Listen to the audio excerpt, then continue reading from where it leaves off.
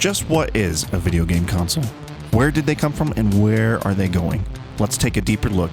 Join us today on the Boss Battle Show as we break down the future possibilities and blow minds.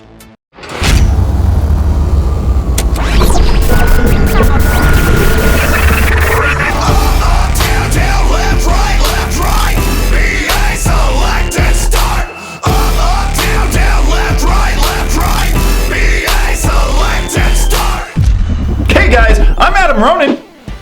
And I'm TJ Combo. TJ Combo. What's up, everybody? And we are here today for a special episode of the Boss Battle Show. Of course, they're all special, but we wanted to talk to you about where is our industry heading in terms of console gaming. Right. So we're both console gamers, right? Yep. But we're getting a pretty sweet PC around here. Yep. So we're going to talk about Yep. where they heading.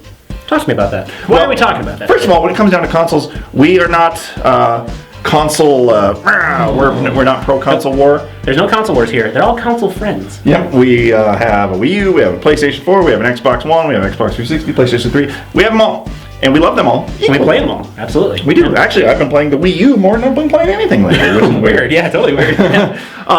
But just recently at a Microsoft event in San Francisco, Phil Spencer came out and they did like a whole event for the press and stuff. And some interesting things kind of came about that the potential of the Xbox One maybe becoming upgradable was mentioned. There was no specifics particularly, but then it got us thinking.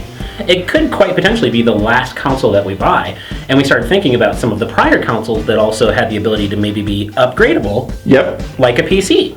Like a PC. Yep. And then, you think to yourself, consoles come like maybe once every 7 to 10 years, and it's a $500-$600 investment. Everybody knows, every 7 to 10 years, you're going to shell out a couple more bucks. So then it kind of begs the question, is there a bright future ahead of us for an upgradable console? But then, of course, we have to first go back to let us define that. What is a console? Why don't you tell us, nerdy little friend? Little nerd TV? A video game console is a piece of computer hardware that is designed specifically for playing video game software. The console moniker distinguishes it from personal computers and arcade machines. That is the definition of a console. So it is different than a PC.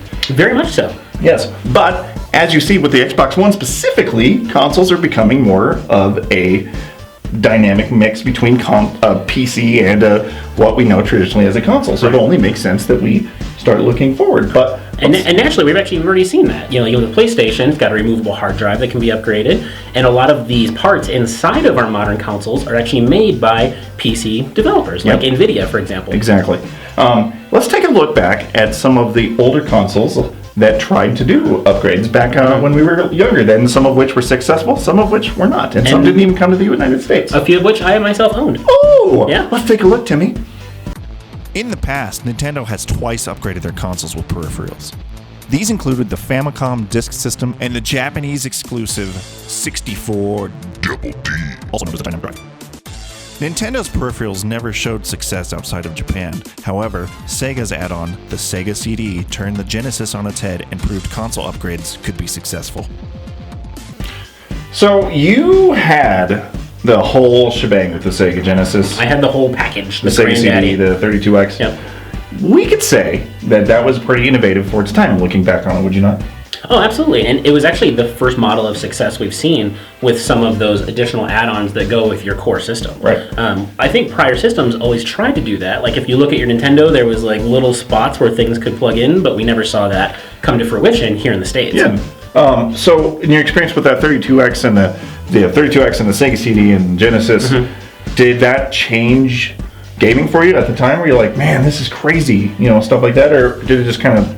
There were small things that I think could have continued to develop, and they somewhat did. But all it really did was show, like, okay, we've got this 16-bit system that we can make 32X. Naturally, there's going to be the step that comes after that, and that's when we got, like, the Nintendo 64. Yeah. Which it was just, everything was pushing towards the future. Yep. So now we're pushing towards the future because I think that the way consoles are releasing now is an antiquated model. So every, like I said, 7 to 10 years, we're getting a new $500, $600 system. And PC gamers are always like, PC Master Race. Right, yeah, totally. And then you think about it, and it's like, well, they're not wrong in the sense that they spend $1,000 on their unit, and then they upgrade it $200-$300 at a time as needed. That's an interesting prospect because of the way Phil Spencer has mentioned that that's possibly coming with an upgradable ecosystem within Xbox is going. And then he kind of then turned. People started freaking out about it. They're like, what's going to happen? He's like, look, we're not going to start shipping the Xbox with screwdrivers and stuff. I'm just talking about possible iterations of console releases. And then it led me to think that maybe Xbox One is going to continue, like iPhone, for example. So we have the iPhone, then there's the next iteration of the iPhone.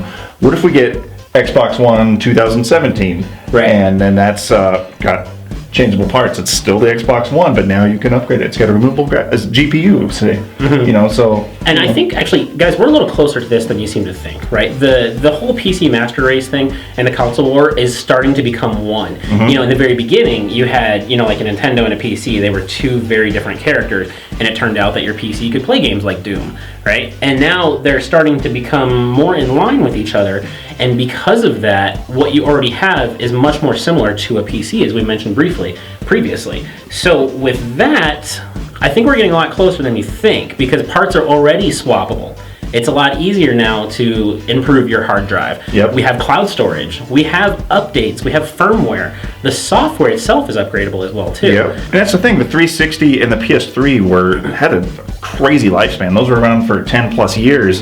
And they, as it started to get to the end, they were very dated systems, so to speak. So then it was like, okay, it's time for a new system. The games were really pushing the hardware. They were like GTA 5 when that dropped on the old gen systems. That was about as max as you could get. Yeah, Battlefield. I mean, you could fry an egg on your Xbox with that guy. Yeah. But the thing is technology now is rapidly evolving so quickly that we can't wait 10 years. Otherwise, our Xbox Ones and our PS4s are going to be so far behind the PCs that it's almost in bad business to not maybe upgrade a new edition of the Xbox One and the PS4 that have modular pieces, so to speak. Right. And in terms of game development, I think that there's actually a huge benefit to this. We've seen in the past where the PC had a better version and the console got the bad port. Now we're starting to see the flip side of that, where the console's getting a great version and the PC's getting a really awful port. Now, if they're very similar to develop for, everybody just gets a great game, right? That's a beautiful possibility and a wonderful positive possibility. Right, exactly. And another possibility that it brings in, of course, is crossplay.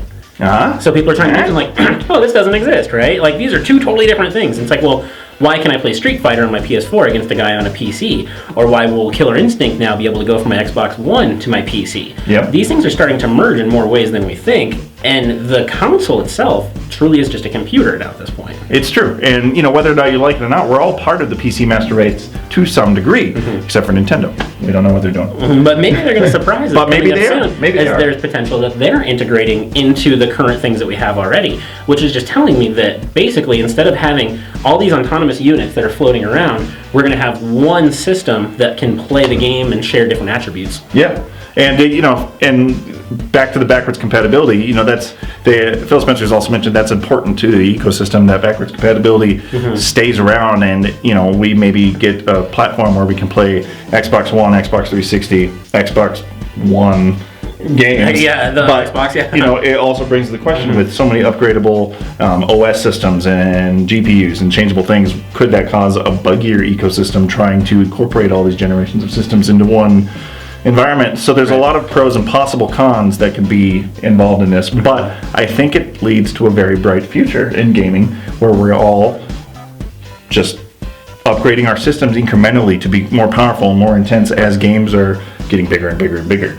Right, and in terms of like backwards compatibility, PC's had it down forever. You can still grab that old copy of Doom, put it in, and you can run it, you can still play it, or you can play, the prettiest game that's out there currently that's got those really high specs. Sometimes it does take a little bit of an upgrade as the future comes to you, but it's a very digestible amount, right? Yeah, totally. And that makes it easy for you to continually progress into the future.